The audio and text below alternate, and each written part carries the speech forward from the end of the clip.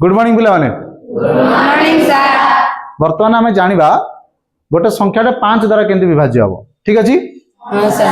तो तार नियम हूँ कौन जो संख्यार एकक स्थान में 0 आउ 5 आउ कि रही 4 3 2 7 8 9 एगुड़ाक रही से 5 द्वारा विभाज्य हम ना केवल 0 रहा 5 से संख्या 5 द्वारा विभाज्य हम।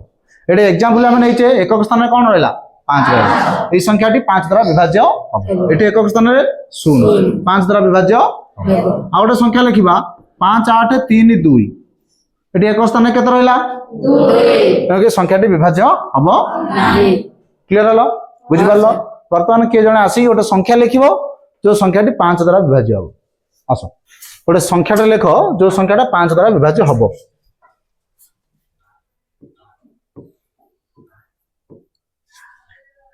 ओके इटा 5 द्वारा विभाज्य हम कौन पाई हम यही संख्यार एक स्थान में 5 अच्छी आ गोटे संख्या लोक जोटा 5 द्वारा विभाज्य हम ना